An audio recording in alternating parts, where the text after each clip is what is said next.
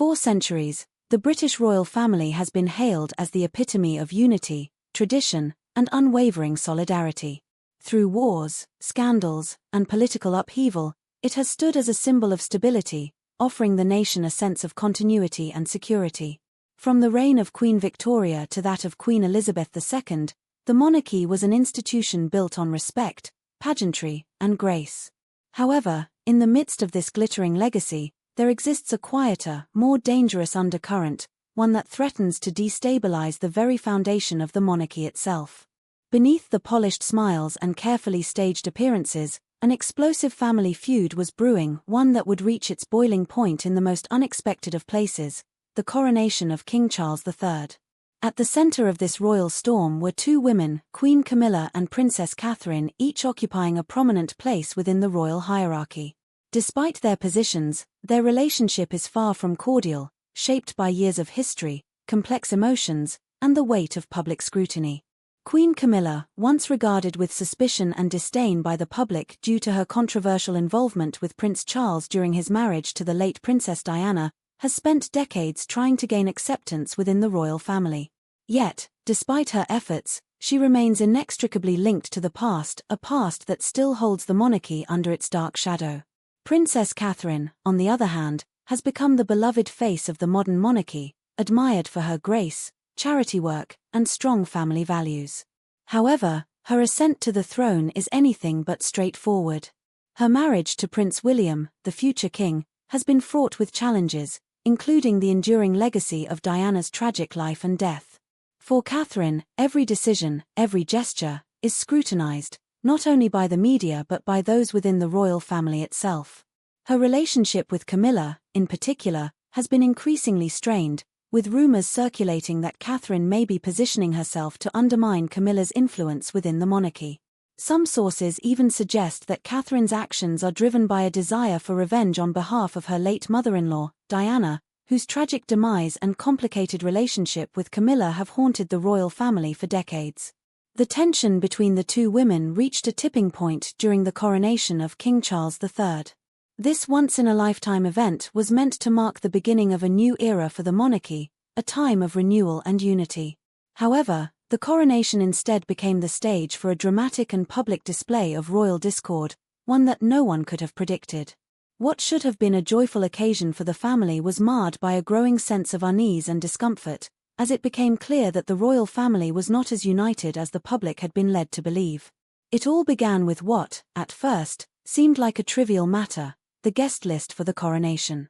In the world of royalty, however, even the smallest details carry immense significance. Queen Camilla, in a move that shocked many, invited 20 members of her own Parker family to attend the coronation, including distant cousins and various relatives who had little to no connection to the royal family. In stark contrast, only 4 members of Princess Catherine's family, the Middletons, received invitations. To those who closely follow royal affairs, this discrepancy spoke volumes. It was a clear statement: Camilla's family was being prioritized, while Catherine's, despite their long-standing ties to the monarchy, were relegated to the background. This subtle but powerful act was seen as a snub, one that would have deep repercussions within the royal household. For Princess Catherine, this was more than just an insult, it was a challenge to her position within the royal family. For years, she had silently borne the weight of public expectations, always striving to maintain the monarchy's image of unity and respectability. Her family had supported the royal family in countless ways, and yet here they were, being treated as second-class citizens in the very institution they had served. As tensions mounted in the lead-up to the coronation, it became clear that the rift between Catherine and Camilla was no longer a private matter, it was something that would be played out on the world stage. As the coronation ceremony unfolded at Westminster Abbey, the atmosphere was anything but festive. What should have been a celebration of the monarchy's strength and continuity instead felt stiff and formal, with an undeniable air of discomfort hanging over the proceedings. The most striking moment came when King Charles and Queen Camilla made their exit. As is tradition, the congregation was expected to bow or curtsy to the newly crowned monarchs as they passed. But when Queen Camilla walked by, not a single person offered a curtsy. The silence was deafening. It was an unmistakable act of protest, a silent challenge to her authority and her very place within the royal family. This subtle yet powerful gesture spoke volumes, and it did not go unnoticed. Even the most loyal royal supporters in the crowd could feel the shift in the air. The carefully constructed facade of unity that had long defined the monarchy was beginning to crack, and it was no longer just the public who could sense it. Inside the royal family, the tensions were reaching a boiling point, and nowhere was this more evident than in the reaction of Prince William. For those who knew him well, his expression spoke volumes. Prince William, the heir to the throne, had long been caught in the middle of this growing feud between his wife, Catherine, and his stepmother, Camilla. The strain on his face was palpable as he watched the silent protest unfold. He had witnessed the escalating conflict between the two women for months, and it was clear that the situation had become untenable. The pressure on him was immense, as he navigated the delicate balance between supporting his wife and maintaining family unity. The weeks following the coronation saw the rift between Camilla and Catherine deepen. Princess Catherine, frustrated by the constant undermining of her family and her position within the royal family, demanded a private audience with Queen Camilla. The setting for this confrontation was none other than Buckingham Palace, the very seat of royal power. The stakes were high, and the world watched with bated breath to see how this showdown would unfold. As Catherine and Camilla met behind closed doors, speculation ran rampant. Would the two women find common ground, or would this private meeting escalate into an all-out war for control of the monarchy? In the coming days, whispers from inside the royal household suggested that the confrontation was even more explosive than anyone had anticipated. Sources revealed that Catherine's discontent with Camilla's growing influence had reached a breaking point.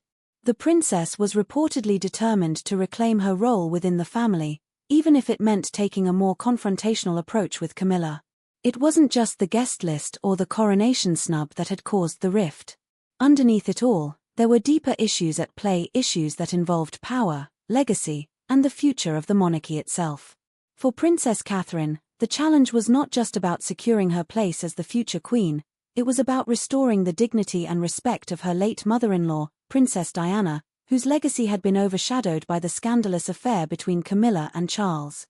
Sources close to Catherine suggested that she was not only fighting for her own position within the royal family but also for Diana's place in royal history. As the royal drama continued to unfold, the monarchy found itself at a crossroads. What had once been an institution built on stability and unity was now facing the very real possibility of a public fracture. The royal family, once seen as the embodiment of British strength and unity, was now divided, with the future of the monarchy hanging in the balance. The events surrounding King Charles's coronation and the subsequent tensions between Camilla and Catherine are a stark reminder of the fragility of the royal family. While the monarchy may have weathered centuries of turmoil, it is clear that even the most storied institution can be torn apart by personal grievances and family feuds. As the world watches, the question remains, will the royal family reconcile, or is this the beginning of a dramatic shift that will change the monarchy forever? Only time will tell.